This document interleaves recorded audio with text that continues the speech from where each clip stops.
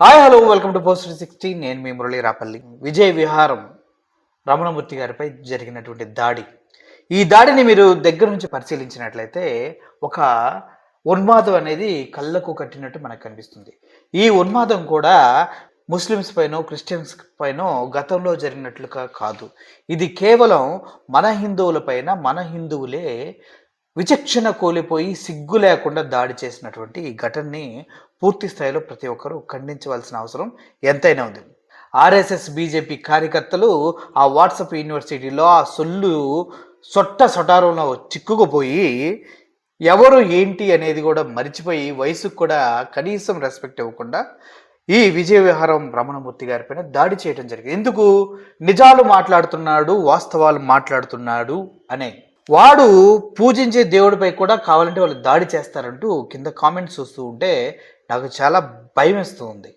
ఎందుకంటే ఒక విధంగా చెప్పాలంటే మనం మత మూఢత్వంలో కూరుకుపోతున్నాం రోజు రోజుకి.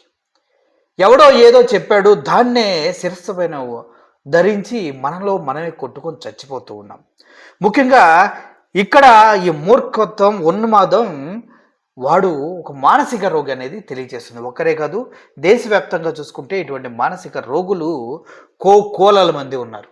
వారందరూ కూడా ఒకే ఒక నినాదాన్ని పట్టుకొని అదే నినాదం అందరికీ అంటించడానికి చూస్తూ వ్యాధిని మోసుకెళ్తున్నటువంటి పరాణజీవుల్లాగా వాళ్ళు కనిపిస్తున్నారంటూ కింద కామెంట్స్లో మాట్లాడుతూ ఉంటే నేను నా హిందువుల గురించి ఇటువంటి మాటలు వినాల్సి వస్తుందా అనేది నా గుండెను తొలిచివేస్తుంది. ఇక్కడ బండారు రవికుమార్ అనే ఒక వ్యక్తి పెట్టిన కామెంట్ చూస్తే, వాళ్ళు షిరిడి సాయినే వదిలిపెట్టలేదు, మీరు ఒక లెక్క చిరుకూరు బాలాజీ ప్రధాన అర్చకుడిని కూడా వదిలిపెట్టలేదు, అత్యంత పెద్ద సనాతనవాది మహాత్మా గాంధీని కూడా వదిలిపెట్టలేదు. మహాత్మా గాంధీని చంపడంలో సవర్కరు, అదేవిధంగా ఈ గాడ్సే వీళ్ళంతా ఒక టీంకి చెంది వాళ్ళంతా గ్రూప్ అప్ అయి చేశారన్నది తెలిసిన వాస్తవం. అందుకే ఈ మాట వాడుంటారు. వాళ్ళు ఉగ్రవాదం మానసిక రోగులు. ఈ దేశం ప్రమాదంలో పడుతుంది, మనం రక్షించుకోవాలి, లేకుంటే అంతర్యుద్ధం తీసుకురావాల్సిందే అని చెప్తున్నాడు. ఎందుకు సేవ్ ఇండియా అని కింద ట్యాగ్? అంటే ఒక వ్యక్తిని ఇంత విచక్షణ రహితంగా దాడి చేశారంటే వాడు ఎంత దిగజారిపోయిన భావజాలం కలిగిన వ్యక్తో ఒకసారి అర్థం చేసుకోండి. హిందువులే హింసించుకుంటూ, హిందువులపైన హిందువులే దాడి చేసుకుంటూ, ఆడెవడో రాష్ట్ర ప్రధాని అయితే ఎవడికి గొప్ప? ఆయన హిందువు అయితే ఎవరన్నా శ్రీరాముని చేయి పట్టుకుని గుళ్ళోకి తీసుకెళ్తారా? శ్రీరాముని ఆయన హత్తుకున్నట్టు చెప్తారా? నేను పరమాత్ముడని ఎవరైనా చెప్పుకుంటారా? ఇటువంటి ఒక వ్యక్తిని, శ్రీకృష్ణుని తలని తీసేసి ఆ ప్రదేశంలో మోడీ తలని పెడితే దాన్ని ప్రశ్నించినందుకు సమాధానం చెప్పలేక ఈ సోకాళ్ళ మతోన్మాది ఒక టెర్రరిస్ట్లా బిహేవ్ చేశాడంటూ అందరూ అంటున్నారు. అంతేకాదు, బీజేపీ ఓటు బ్యాంకు కోసం మన హిందువుల్ని అంతం చేయడానికైనా బీజేపీ నాయకులు ఎనుకాడరు. ఎందుకంటే రాముడు పేరు చెప్పకుండా వాడు ఓటు సంపాదించలేడు. అర్థమైందా? రాముడు ఒక్కడే దేవుడు అనేది వీళ్ళ నినాదం. కానీ శివుడు ఎవరు? శివుడి దేవుడు కాదా? మహాదేవుడు దేవుడు కాదా? వెంకటేశ్వర స్వామి దేవుడు కాదా?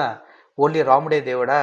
అయోధ్య ఎక్కడో ఉందనేసి అయోధ్యకు సంబంధించినటువంటి నినాదాలు దేశం మొత్తం వినిపిస్తున్నారే. మన భద్రాచలంలో కూడా శ్రీరాములు వారే ఉన్నారు కదా. మరి మన శ్రీరాములు వారిని ఇప్పటివరకు గుడిని ఎందుకు డెవలప్ చేయలేదు? అన్ని వేల కోట్లతో గుడిని ఎందుకు నిర్మించలేదు? ఇంతకాలం మనం చూస్తూనే ఉన్నాం. మన భద్రాచలం శ్రీరాములు వారి టెంపుల్లో ఎప్పుడైనా దొంగతనాలు జరిగాయా? ఎంత పద్ధతిగా ఉంటాం. జై శ్రీరామ్ నినాదం చెప్పాలని కాషాయ వస్త్రాలు వేసుకొని ఊరూరా తిరిగి అక్షింతలు ప్రతి కుటుంబానికి పంపించినటువంటి సోకాల్డ్ మోడీ గారు ఏర్పాటు చేసినటువంటి ట్రస్ట్ సభ్యులు కోటాను కోట్లు దొంగతనంగా దొంగ కొడుకులై తినిస్తే దాని గురించి ప్రశ్నించకూడదా? మోడీ అనే వ్యక్తి ఒక మనిషి, కనీసం చదువు సంధ్య లేని వ్యక్తి. ఇటువంటి వ్యక్తి రాష్ట్రాన్ని భ్రష్టు పట్టిస్తున్నాడు, దేశాలని భ్రష్టు పట్టిస్తున్నాడు, ప్రపంచ స్థాయిలో మన ఆర్థిక మూలాలను దెబ్బతీస్తూ క్షీణావస్థకు తీసుకెళ్తున్నాడన్న వాస్తవాలు ప్రజలు ఒప్పుకోకపోయినా వాస్తవాలన్న విషయం తెలియదా? శ్రీలంక కన్నా మన దరిద్రంగా మన జీడిపి దిగజారిందన్న విషయం మీకు తెలియదా? నిన్న కాక మొన్న దివాళీ తీసిన శ్రీలంక కూడా మనల్ని దాటి ముందుకెళ్తుందన్న విషయం తెలియదా? ఇవన్నీ దాచిపెట్టి హరే రామ హరే రామ రామ రామ హరే హరే హరే కృష్ణ కృష్ణ కృష్ణ హరే హరే అని మనం మాట్లాడుతూ ఉంటామే, అటువంటి రాముణ్ణి ఈయన చేపట్టుకుని గుళ్ళోకి తీసుకెళ్తారు. అటువంటి కృష్ణుడి తల తీసేసి మోడీ తల పెడతారు. వీళ్ళు ర్యాలీగా వెళ్తుంటే వాళ్ళ ర్యాలీల ముందు హనుమంతుల వారు డ్యాన్స్ చేయటం ఏంటి, రాముని దూత, దేవునికి అత్యంత ప్రీతికరమైనటువంటి దూత నమ్మిన బంటు ఈ బీజేపీ వాహనాల చుట్టూ డ్యాన్స్ వేస్తూ తీన్మార్ డ్యాన్స్లు వేస్తూ తిరుగుతాడా, అది బీజేపీ జెండా పట్టుకొని. ఏం మాట్లాడుతున్నారు మీరు? ఇటువంటి మతోన్మాదుల్ని కదా మనం ఈ సమాజం నుంచి వెలివేయాల్సింది, అతని పైన కదా మనం తీవ్రంగా ప్రతిఘటించి తన్ని తరిమేయాల్సింది. కానీ ఎందుకు మనం అది చేయట్లేదు అంటే, మనం కూడా అటువంటి కుహనా మేధావులమే. మనం కూడా ఒక పక్క ఎన్ని జరుగుతున్నా కూడా ఇలాగే జరిగితే బాగుండు, వాళ్ళు చేసిందే నిజమేమో, మేము చేసిందేమో కాదేమో అంటూ వీళ్ళలో వీళ్ళు కొట్టుకొని చచ్చిపోతూ ఉన్నారు. ఒక పక్క దేశం కోసం ఒక వ్యక్తి నిరాహార దీక్ష చేసి 2 రోజుల్లో చచ్చిపోతాడని డాక్టర్లు రిపోర్ట్ ఇచ్చారు, సోనం వాంగ్చూ గురించి. అతను విద్యార్థుల కోసం పోరాడుతాడు. ఈయన వాస్తవాల్ని ప్రజలకి అందజేయటంలో, మూఢత్వం నుంచి ప్రజల్ని రక్షించటంలో ఈ విజయ విహారం రమణమూర్తి గారు పోరాడుతూ ఉన్నారు.